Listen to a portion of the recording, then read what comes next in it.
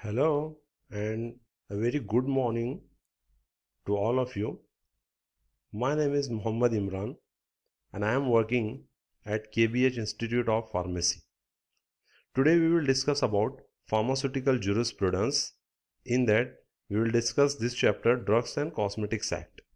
And in this chapter, in this video, we are going to discuss history, objectives and different advisory boards concerned with the Drugs and Cosmetics Act. So let's move. Now, Drugs and Cosmetics Act 1940. Drugs means, as we all know, different medicines, right, which are used for treatment, ailment, diagnosis, etc. And cosmetics are the materials which are generally used topically for beautifying and to enhance the attraction. Right, so this is drugs and cosmetics. So this act deals with these two types of products, drugs and cosmetics, and this act has been formed in 1940. That's why the name is Drugs and Cosmetics Act 1940. Right, so moving on, first the history. कब से ये act शुरू हुआ? Right, so the original act was prepared in accordance to the recommendations of Chopra committee which was formed in 1930. ये act जो है तो Chopra committee जो फॉर्म हुई थी 1930 में, बिफोर इंडिपेंडेंस, सो उन्होंने कुछ रिकमेंडेशंस दिए थे.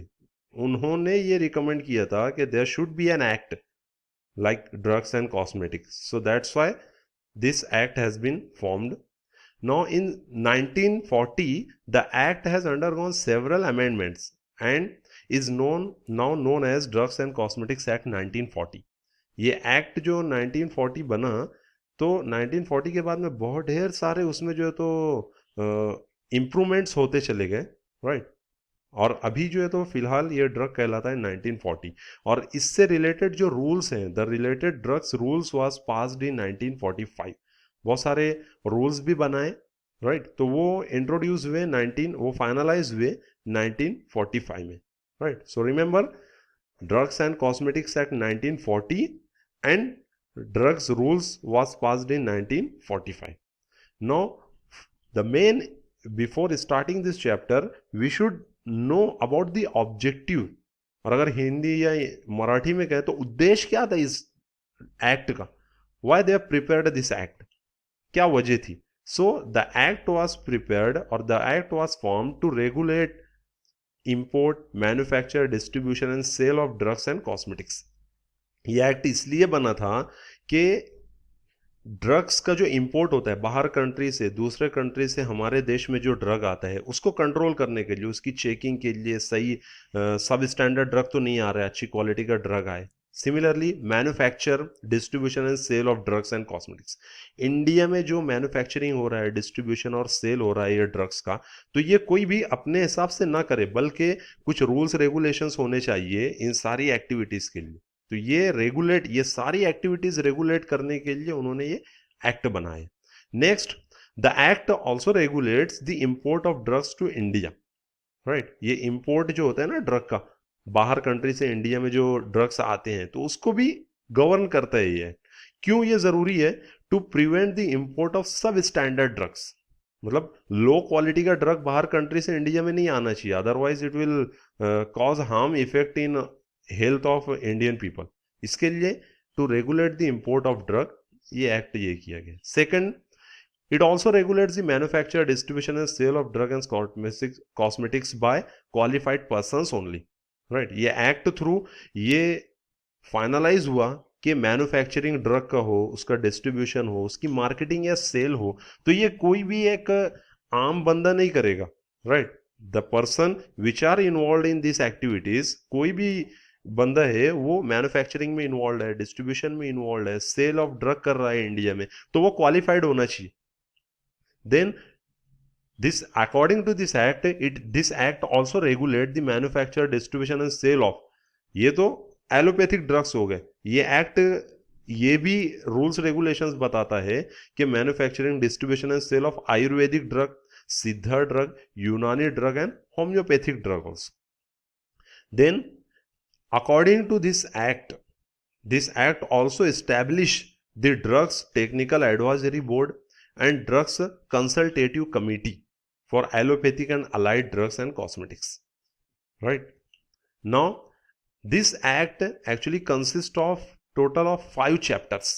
ये एक्ट में जो जितने भी रूल्स रेगुलेशंस दिए हुए हैं वो 5 चैप्टर में ऐसे डिवाइड किए हुए हैं. पहले चैप्टर में क्या मेंशन किया उन्होंने? It's an introductory chapter which includes definition and schedules. कौन कौन से शेड्यूल है इस ड्रग एक्ट में, और डेफिनेशंस है बहुत ढेर सारे.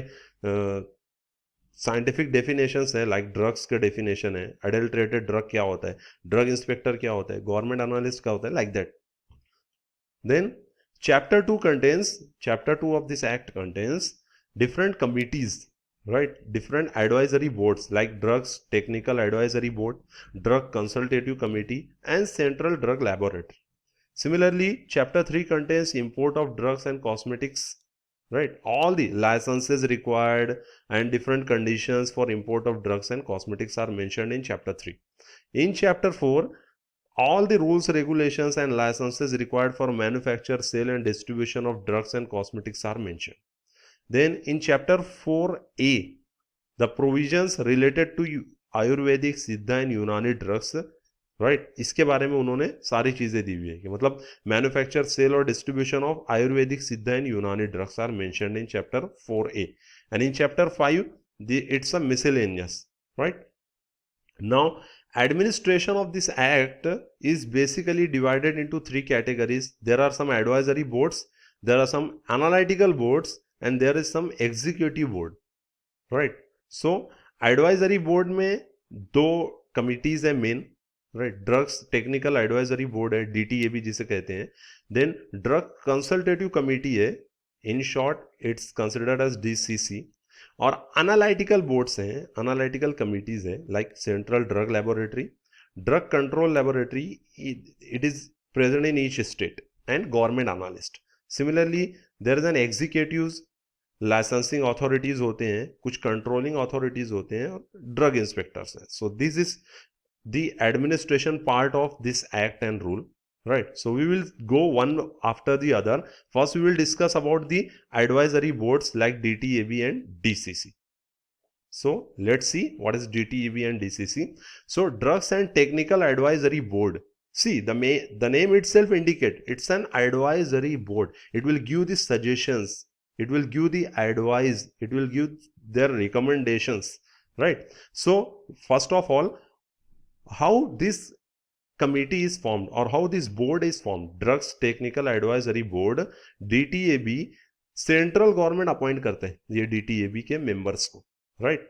देन फंक्शन क्या होता है इनका? The main function of DTAB is to advise the central and state government on technical matters.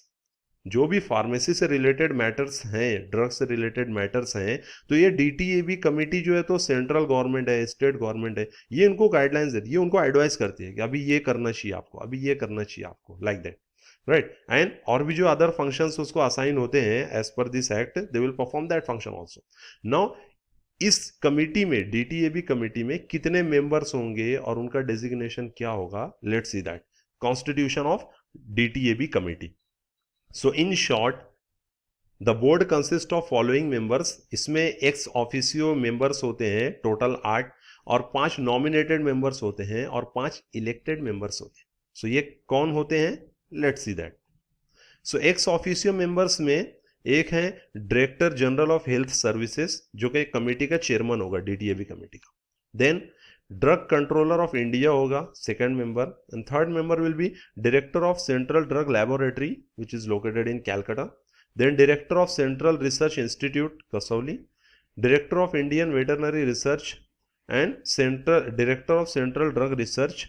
Then president of MCI medical council of India and president of PCI pharmacy council of India. So ये बहुत easy है आपको याद रखने के लिए भी कि इसमें मोस्टली सब डायरेक्टर्स ही हैं, राइट? कौन कौन से डायरेक्टर हैं? General of health service, drug controller of India, drug laboratory जो और सेंट्रल ड्रग लेबोरेटरी है, सेंट्रल रिसर्च इंस्टीट्यूट है, वेटरनरी रिसर्च इंस्टीट्यूट है, सेंट्रल ड्रग रिसर्च इंस्टीट्यूट है. और 2 मेंबर तो प्रेसिडेंट टाइप के होते हैं, एक PCI का प्रेसिडेंट होगा और एक MCI का प्रेसिडेंट होगा, like that. Then nominated members कौन कौन से होते हैं? सो दे नॉमिनेटेड मतलब ये गवर्नमेंट नॉमिनेट करती है. कौन सी government? Central government nominate this persons. 2 persons among the persons who are in charge of drug control in state, 1 person from pharmaceutical industry and 2 government analyst. इस तरह से 5 मेंबर्स नॉमिनेट करती है central government. Then elected members. तो elect कैसे होते हैं member? तो एक तो टीचर होगा, right, 1 teacher elected by pharmacy council of India, 1 teacher elected by medical council of India. Simple है. और एक फार्माकोलॉजिस्ट होना चाहिए, right, elected by governing body of Indian council of medical research. तो ये 3 बंदे हो गए. 1 teacher elected by PCI, 1 teacher elected bye MCI and 1 pharmacologist. Then next one is 1 person to be elected by Central Council of Indian Medical Association and 1 person elected by Council of Indian Pharmaceutical Association. देखो, एक Indian medical association है, एक Indian pharmaceutical association है, तो एक एक बंदे यहाँ से भी इलेक्ट होंगे. एंड रिमेंबर वन थिंग, ये जितने भी मेंबर्स होंगे कमिटी के, उनकी ऑफिस की टर्म कितनी होगी? 3 साल के लिए इलेक्ट होंगे, right? Or there is separate Ayurvedic, Unani and Drug Technical Advisory Board under the section 33C of this act. So this is all about DTAB. Now moving on to Drugs Consultative Committee. Now what is it? This is also an advisory board committee which advises the central and state government. Along with this committee is also advise the matters related to this act to DTAB also. Right. Then इसके constitutions क्या है? तो इसमें 2 बंदे होते हैं, 2 representatives of central government nominated by central government, then 1 representatives of each state government nominated by state. देखो, इसका जो कॉन्स्टिट्यूशन है, इट्स वेरी सिंपल. 2 बंदे, 2 पर्सन्स सेंट्रल गवर्नमेंट से नॉमिनेट होंगे, और जितने भी स्टेट हैं इंडिया में, हर स्टेट से एक रिप्रेजेंटेटिव स्टेट गवर्नमेंट नॉमिनेट करके भेजेगा, right. So this way these persons are there. Then there is separate Ayurvedic and Unani Drug Consultative Committee under section 33D of this act, right? So this is all about Drug Consultative Committee, right? So I hope you would have got an idea regarding Drugs and Cosmetics Act 1940. What is the history, how this act has came into force, what are the objectives of this act, and what are the different advisory boards, DTAB, DCC, etc. Now in next video we will come up with some next new topic about this chapter. Till then, stay home, stay safe, take care. Thank you.